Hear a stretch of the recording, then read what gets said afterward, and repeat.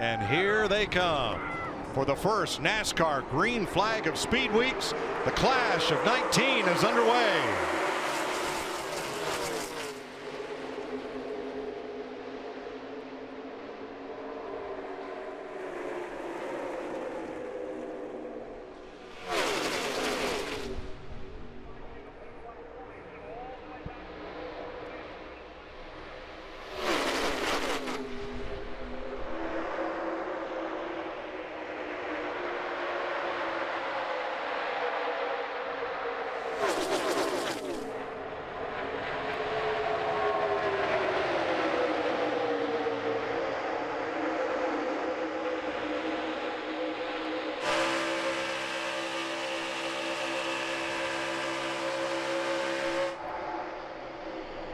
Kyle Busch leads from the outside, drops low to lead lap 1.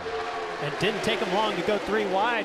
Martin Truex Jr. showing some aggressive moves going into turn 1 and 2 to take that 3 wide move to the outside. Yeah, I thought Paul Menard's decision to start on the inside with Keselowski behind him would pay dividends, but that 18 car shot to the lead, and that's going to be hard to get around him. Menard peeks out from behind Kyle Busch. Here comes the 21. The Wood Brothers Ford, and Keselowski looks to the outside of him. That looked easy. Yeah, it did. I was right by him. I was going to say, Paul Menard showing some muscle here early on. Wow. Paul was tough. That 21 car, Paul Menard, was tough in practice. Daniel Suarez, the red black 41, in the middle. Third in line. We saw these cars dancing around a lot here a year ago, dancing around a lot in the draft yesterday with that spoiler so low. I'm curious to see how long it's going to take these cars to start moving around here in this draft today. Kyle Busch went from the lead to 8th in half a lap. Yep. And the reason that happened is because so many chose that outside lane. I don't know if they just preferred that, liked who they were following, but as soon as they stayed in line, Kyle Busch had nobody helping him out, and he's still going backwards. Yeah, and don't you know, Keselowski tried to make a move in the 2 car, tried to make a move on Paul Menard in that 21 car, but didn't make it, and now he's falling in behind Paul Menard, and looks like he's content to ride right there for the time being. We listened in on Austin Dillon in 18th. Smoke in here, pretty heavy, just a little bit. I don't know what it's coming from. Wind. Just keep an eye on it, keep it posted. Yeah, usually in that case, Darrell, the first thing you do is try to smell if it's rubber burning or whether it's oil burning. If it's a tire weather or little rain in the area. Yeah, Mother Nature. It's the second time today. Turns 1 and 2 have had a bit of moisture falling. 8 laps complete. Kind of a very light sprinkle there. Paul Menard has led 6 of 7 laps completed. Kyle Busch led the first one. Paul Menard leads them to green for the Wood Brothers. Well, there's some coordination right there. And instead, Paul Menard moves up to that high lane, already starting to see that bottom lane starting to dissipate as guys jump in the outside lane. And it's a foursome with all his Penske teammates, Keselowski, Logano, and Ryan Blaney. That was well orchestrated. And, you know, this just is reminiscent of Talladega last year. The Ford teams seem to be able to work together to perfection, almost better than anybody I think I've ever seen, manufacturer-wise. Wait a minute, why is Larry Mack smiling? It's not long. You have 21.5 minutes to orchestrate a restart. Oh. They orchestrated that quite nicely. Really impressive. 1, 2, 3, 4 Penske. 1, 2, 3, 4, 5 Ford.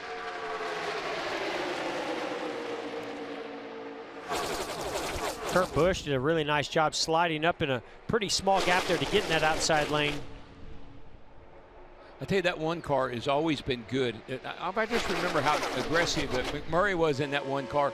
Kurt Busch equally as aggressive, and that car is always pretty good here. 2 laps to go per Larry's strategy. Come this time or wait till the yellow flag. Well, you could coming to lap 25, but you better be one of the drivers right at the front.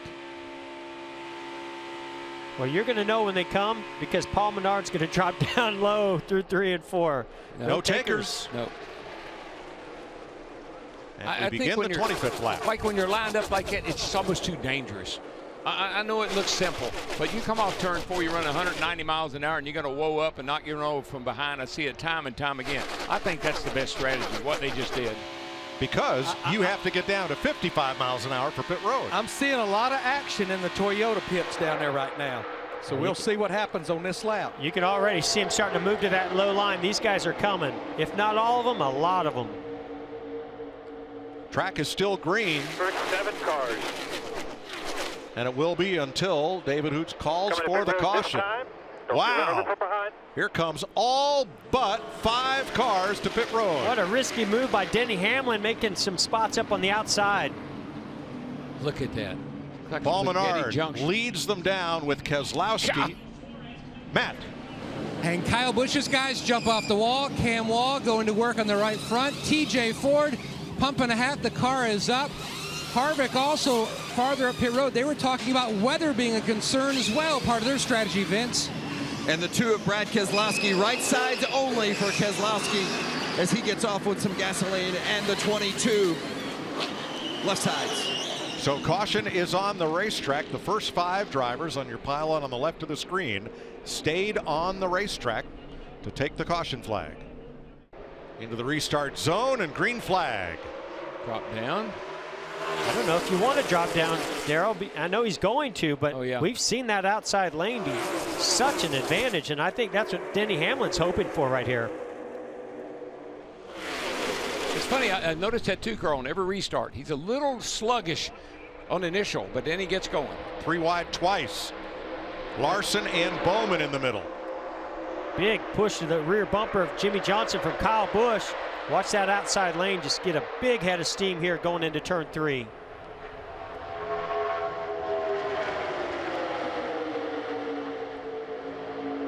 Blaney's going to need some help. Yeah, I think Menard was indecisive there. He wasn't sure if he ought to stay with Blaney or jump up there and block the 11 car. Well, and I think Denny Hamlin, he just loves breaking those cars up and getting into the mix, and he's in it for sure. 3 wide and in the middle, Larson is coming. Well, Mother Nature has the lead again in the clash of 2019 at Daytona. Rain showers, pesky that they are here in Central Florida, have put us under caution once again, but this has not been an all single file affair. One driver in particular who got penalized during the caution flag has been making some bold moves and moving his way up the ladder. Coming to complete lap 47 of 75. We're back under green.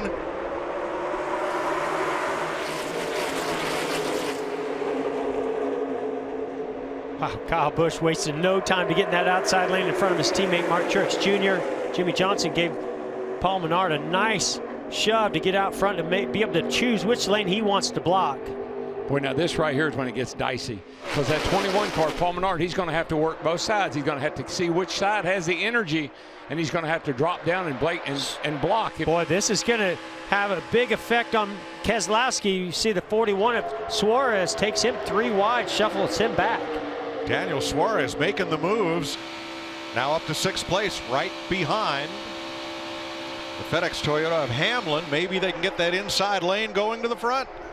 You know, Mike, the 21 car, the Wood brothers have never won the Clash.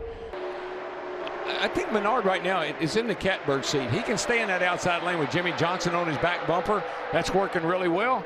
Oh, Jimmy going to take. Oh, no, Jimmy! Contact. And around goes Menard into the wall, taking cars with him. Come on, high, clear, clear, clear, all clear. Big wreck. You got it. Well, I'm just wondering, did that suck the back end of the car around on Menard, or did they make contact that turned him around? When the 48 gets on your bumper like that, it probably had something to do with it. 4 cars were out in front of that melee. My. I think that's 6. And everybody else got a piece of it. Yeah, well, let's take a look at it, and we'll determine how that happened.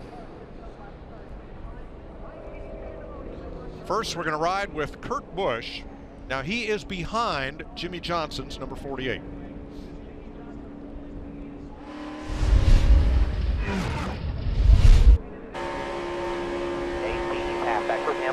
Jimmy just got a run. Went to side draft the left rear of the 21 of Paul Menard. I don't know if Paul came down a little bit, but they got too close and hit. Paul never moved. It looked like it sucked Jimmy into him. I think he made a miscalculation there. Yeah, Menard comes off the wall a little bit. It just you know, a misjudgment. Yeah. And made contact, turned him around. Look at all. I mean, look at that. That's a wad of wrecked race cars. That's the world's fastest wrecking yard right there. there. Oh my gosh, Mike.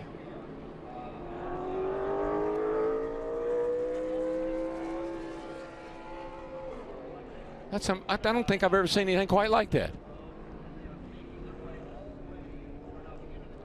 Look at Alex Bowman in the 88. Hard on the brakes. He's going to get through this.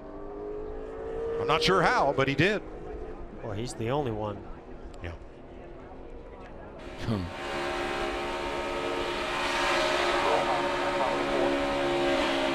Still half out front. The 12, 2 back is all right. Reckon. Up in the middle. Crack the brake here. Crack the brake. Right.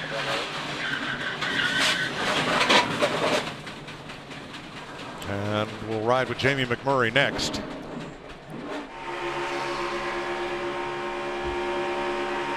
Half in front.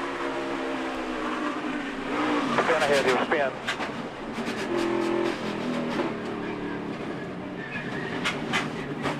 spin. Jamie actually made it through there. Yep. But unfortunately, got hit from behind. Daniel Suarez carrying our Fox visor cam. You know what you call that, Mike? That was a clash. Up high, they're up high. Up high, stay in the middle, stay in the middle. Come on down, come on down, come on down, come on down, come on down, you're clear left. We got into it pretty bad. Hold the brake. There's just nothing you can do. It's such a helpless feeling right there. You start to see cars turning sideways and smoke, and you're trying to slow down on the brakes as hard as you can. But you're right in the middle of it and going along for a ride. I think Mother Nature said, I've seen enough. And the sky is crying once again. Yeah.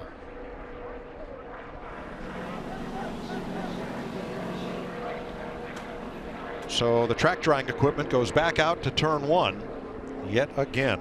And this rain here is falling a little heavier than what we've seen so far. Yeah, this is pretty hard shower right here. There's 7 championships and 83 wins splitting up. Chad Knaus and Jimmy Johnson. We might be looking at a day where one of them has sat on the pole for the Daytona 500, Chad Knaus, and we may be looking at a day where a man finally goes back to victory lane after not visiting it since the spring of 2017, Jimmy Johnson. How ironic would that be? I know it's not a points race. I know it's not over, but the biggest story of the offseason, look what it's maybe yielded today. There is your winner of the Clash of 2019. Due to the heavy rain, the race has been called. It's official. Jimmy Johnson is your winner. You know, a year ago, somebody got in the rear bumper of him on the final last back lap. straightaway, last lap, turned him around, and this year he's on the other end of it. It's the first time in the last 8 clashes that Johnson is running at the finish all the way to victory lane. Yeah, I mean, you hate to see what happened to Paul Menard, and certainly Jimmy felt like he had a move, and it was time. And we saw the rain coming. I'm sure the teams were telling him the rain was coming. You make an aggressive move, and you know, we saw it last year in the Daytona 500. Well, walking into victory lane isn't exactly what Jimmy Johnson had in mind when he was hoping to win the Clash today, but victory lane is victory lane. Congratulations. You won the Clash. How's it feel to be back in victory lane? It feels good. Don't let this race car run you over on its way in. Just really happy about, obviously a great day for Hendrick Motorsports, for Chevrolet, for Ally coming on board and qualifying third for the Daytona 500, and then to win the Clash. Kevin Mendering leading this team. You know, there's been a lot of new things going on. Extremely excited to win. I want to say hello to my family back home, especially Lydia. She's been wanting Daddy to win pretty bad, so it's not a points race, but it's a good start. There's so much talk about the split between you and Chad. the irony of Chad winning the pole with William Byron today and you winning the race with your new crew chief, Kevin Mendring. I think the two of you might be okay, without one another. Yeah, you're right. I hadn't thought about that exactly, but I did mention to Chad that he was able to win me my first pole here for the 500 and did the same for William. Really happy for those guys. But this group of Ally team members I have behind me, these guys have been working so hard, and we're off to a great start this year.